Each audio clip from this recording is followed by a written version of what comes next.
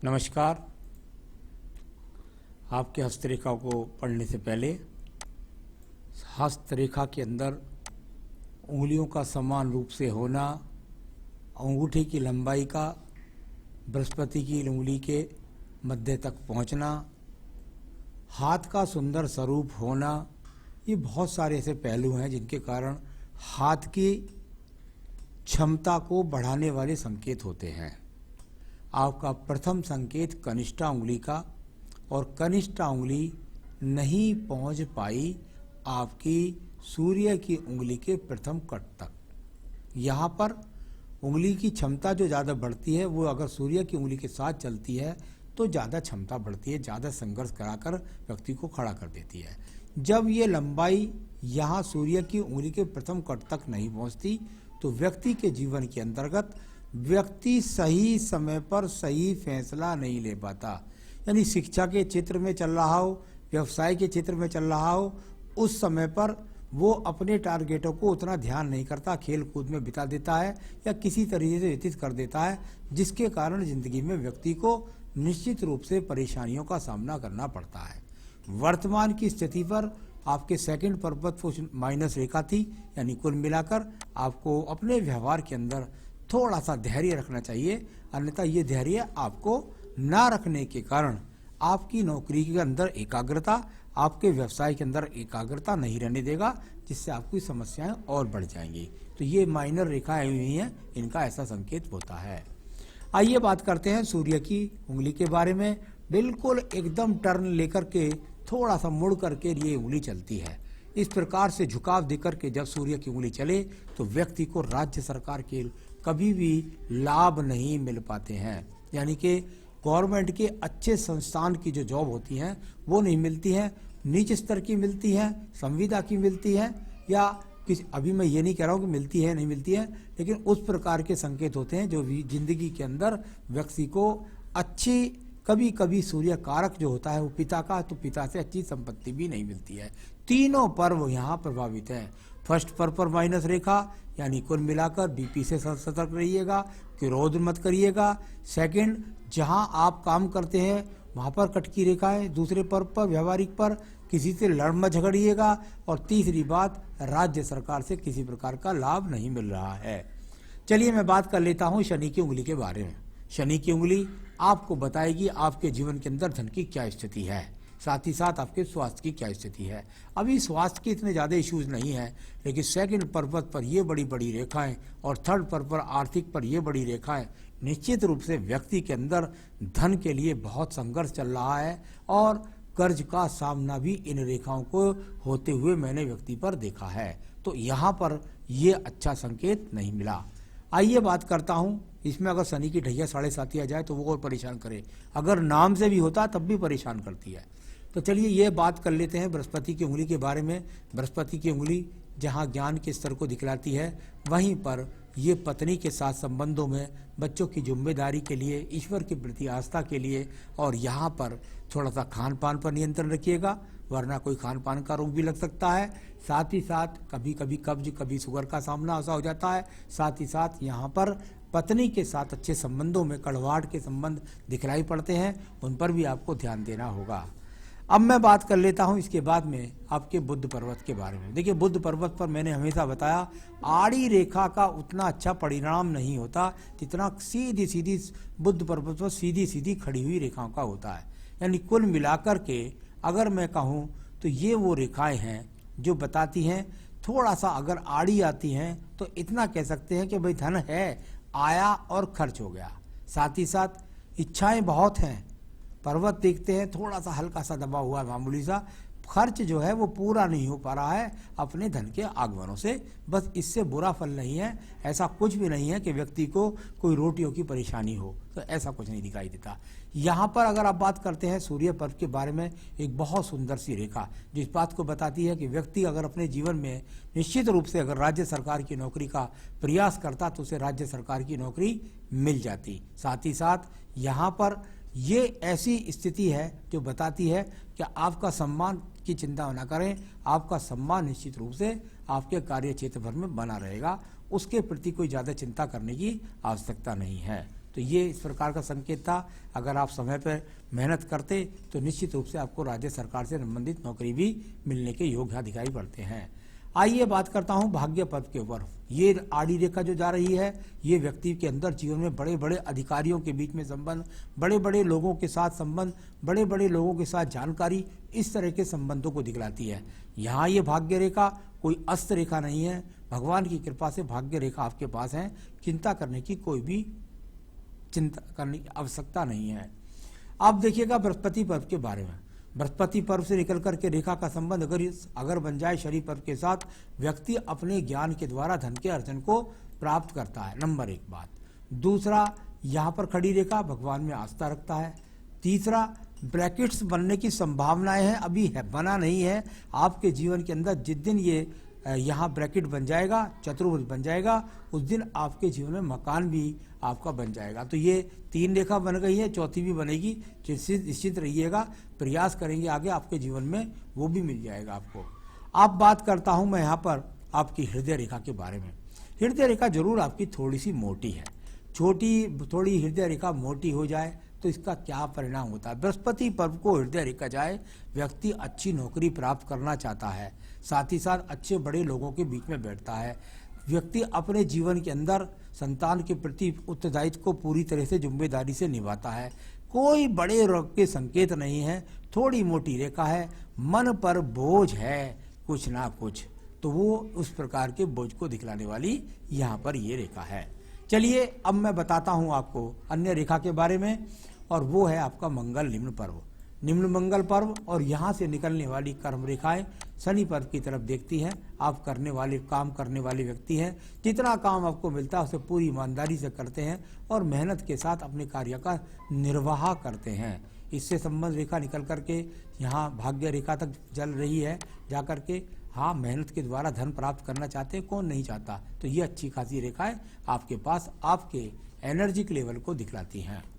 मैं बात करता हूं इसके बाद आपकी यहाँ पर सीधा बुद्धि रेखा के बारे में। इसमें एक शुरू में जाकर दीप बन रहा है हल्का सा, यहाँ देखें तो ये लगभग मैं समझता हूँ ये दीप ज़्यादा समय तक नहीं, आप ऐसा समझिए जो एज है आपकी उस समय तक ज़्यादा पड़ा। या फिर मोटी रेखा आ गई, फिर बुद्धि वो का मोटी हो गई, फिर बारीक हो गई।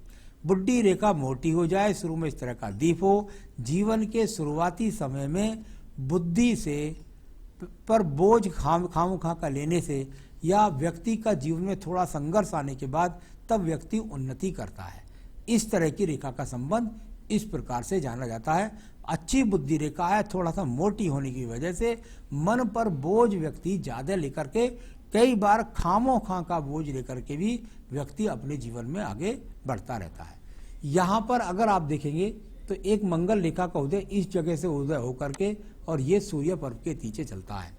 यानी बुद्धि की योजनाओं के द्वारा ये संकेत फिर दिखाई दिया, अच्छे सेक्टर से जॉब, सरकारी नौकरी से जॉब। कभी कभी ऐसे व्यक्ति रहस्यमय ही होते हैं, गुप्त बातों को लेकर के जीवन भर छुपा करके खत्म हो जाते हैं, किसी को बताते नहीं हैं। चलिए मैं बात कर लेता हूं यहाँ पर मंगल के द्वितीय पर्व के बारे में।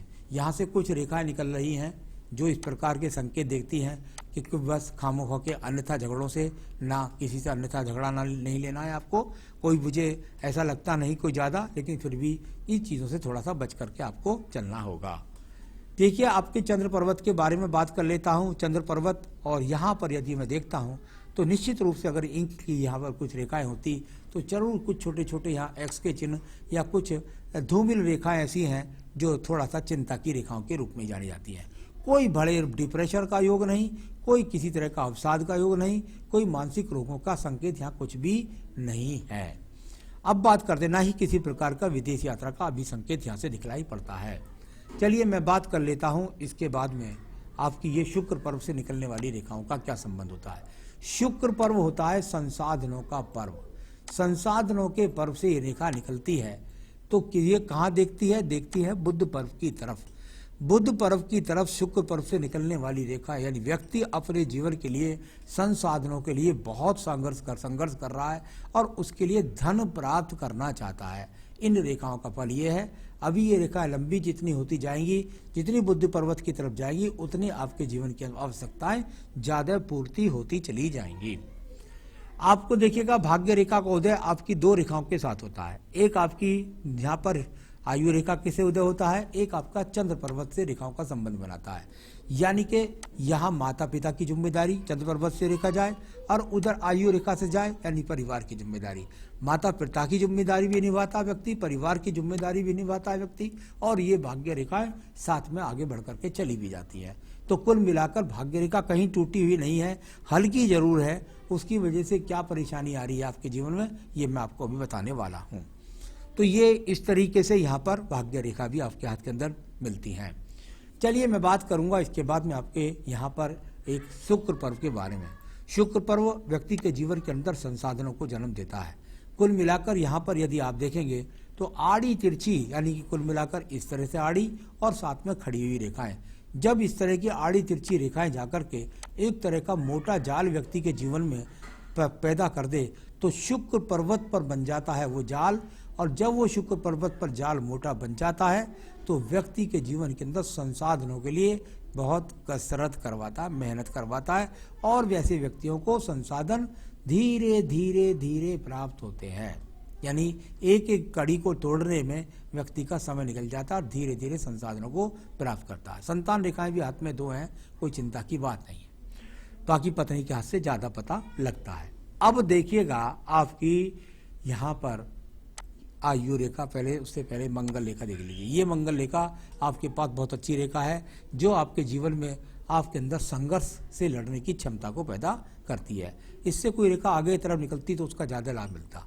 यहाँ बात करिए आपकी फिर एक मोटी रेखा की, और ये मोटी रेखा आपकी ज्यों ज्यों आगे बढ़ती जाती है हाथ में त्यों त्यों बारीक हो जाती है। एक बहुत मोटा सा सूत्र ध्यान रखिएगा, अगर आपकी रेखाएं जहाँ से आरंभ हो रही हैं वहाँ पर कोई दीप बनता है, मोटी चलती हैं, तो व्यक्ति के जीवन में शुरुआती समय में संघर्ष ज़्यादा होता है। आपकी प्रत्येक रेखा आगे की तरफ बारीक होती जा रही है, इसका मतलब आने वाला समय आपका उज्जवल होगा। तो कुल मिलाकर के ये मोटी रेखा व्यक्ति को 2 लाभ पहुंचाती है। या तो व्यक्ति अस्पताल में पहुंचता ही नहीं है ऐसा व्यक्ति, और यदि पहुंच जाए तो काफ़ी समय तक रहकर आता है। तो इनका 2 फल माने जाते हैं। अभी मोटी रेखा है तो मन पर बोझ ज़्यादा है, जीवन में संघर्ष ज़्यादा है, इस प्रकार को दिखलाने वाली है। पारिवारिक जिम्मेदारी की रेखा दिखाई दी थी तो परिवार की जिम्मेदारी, और कई बार तो ऐसे व्यक्तियों के पिता तक की, माता पिता तक की जिम्मेदारियां होती हैं, उन तक को व्यक्ति बड़े मनन से ध्यान करके अपनी जिम्मेदारी समझ के निभाता भी है और आगे बढ़ता है। तो ये इस तरीके से आपकी यहाँ आयु रेखा लगभग 78 से 80 वर्ष की है। तो ये तो हुआ आपका हाथ का पढ़ने का तरीका। और यहाँ पर निश्चित रूप से मैं बताना चाहूँगा आपको कि आपके सवालों के जवाब, बहुत बड़े सवाल नहीं पूछा आपने मुझसे, सिर्फ एक ही बात पूछी है कि अभी तक अपने पैरों पे खड़े नहीं हो पाए हैं, क्यों नहीं हुए? आइए देखिए, यहाँ मैं जब हाथ की रेखा को देखता हूँ तो निश्चित रूप से कहीं तक इसमें ऐसी भाग्य रेखा नहीं है कि व्यक्ति पैरों पे खड़े नहीं हो पाया। ऐसी ही रेखाएं मुझे ज़्यादा नज़र आई हैं कि आप अपने मन से खामोखा ऐसा समझते हैं कि मैं बहुत ज़्यादा नीचा हूँ, बहुत ज़्यादा गिरा हुआ हूँ, क्योंकि ऐसी बुद्धि मोटी रेखा, ऐसी आयु मोटी रेखा, ऐसी हृदय मोटी रेखा, आप निश्चित रूप से आज भी किसी ना कुछ कार्य कर रहे हैं और उसके द्वारा अपने धन के आगमनों को बनाने का प्रयास भी कर रहे हैं। ऐसे संकेत यहाँ हैं। अगर मैं यहाँ देखता हूँ तो छोटा सा मुझे गैप जरूर यहाँ इस जगह दिखाई दिया है, इस जगह पर, यहाँ पर जहाँ आपकी भाग्य रेखा को बुद्धि रेखा काट रही है, यह छोटा सा गैप दिखाई दिया है, जो बताता है कि हाँ अभी जीवन में 2-3 साल संघर्ष हो रहे हैं। आप अपने आप को महसूस थोड़ा इसके बाद अच्छा करेंगे, अभी महसूस अच्छा नहीं कर पा रहे हैं, ऐसा संकेत तो हाथ में दिखलाई दे रहा है, क्योंकि वहाँ कुछ अस्त सी हो गई है आपकी भाग्य रेखा। तो ये निश्चित रूप से आप पैरों पर आज भी खड़े हैं, चिंता ना करें, अपने कार्यों को सतत मनन लगा करके करें, और फिर देखिए आप धीरे धीरे उस उलझनों से बाहर आएंगे और अपने आप को उस चीज़ को कवर कर पाएंगे। निश्चित रूप से आपके जीवन में उज्जवल समय आएगा, तो ये चिंता ना करें। दूसरा, क्या दूसरे से क्यों लेना पड़ता है और मेरी लड़की को परेशानी क्यों है? देखिए, लड़की के लिए तो उसकी डेट ऑफ बर्थ टाइम पहले से भेजिएगा, तो डेट ऑफ बर्थ टाइम पहले से भेजिएगा लड़की की, तो उसके बताएंगे उसको क्या परेशानी है, कब ठीक होगी, तो वो तो वहाँ तो पता लगेगा। तो और बाकी जहाँ आप पूछते हैं कि भाई दूसरों से लेने की स्थिति के बारे में पूछते हैं, थोड़ा सा क्योंकि शुक्र पर्व ज़्यादा अच्छा नहीं है तो थोड़ा धैर्य से चलिएगा, चिंता ना करें, आपको कोई ज़्यादा जीवन में कष्ट नहीं आने वाला। अभी उंगलियों पर बहुत कष्ट की समस्याएं हैं, जीवन में आपको संघर्ष अभी लगता है कम से कम 3 से 4 साल करना पड़ेगा। उसके लिए आप क्या क्या उपाय करें वो मैं आपका उपाय लिख देता हूँ। आपने उंगली के अंदर पन्ना पहन रखा है, पुखराज पहन रखा है, बिल्कुल ठीक है, कोई दिक्कत वाली बात नहीं है, वही रखना आपको पहनने भी है। यहाँ पर आपको मैं जरूर बताना चाहूँगा कि आपको क्या करना चाहिए जो आपकी समस्याएं निवारण हो। संकट नाशन गणेश स्रोत का आपको पाठ करना होगा, नित्य संकट नाशन गणेश स्रोत का पाठ करिएगा और सार्थ में पढ़िएगा आप दारिद्र्य दहन स्रोत, दारिद्र्य दहन स्रोत, बस ये 2 स्रोत पढ़ने हैं आपको। फिर देखिए आपके जीवन में आप उन्नति की तरफ बढ़ने शुरू हो जाएंगे। नमस्कार।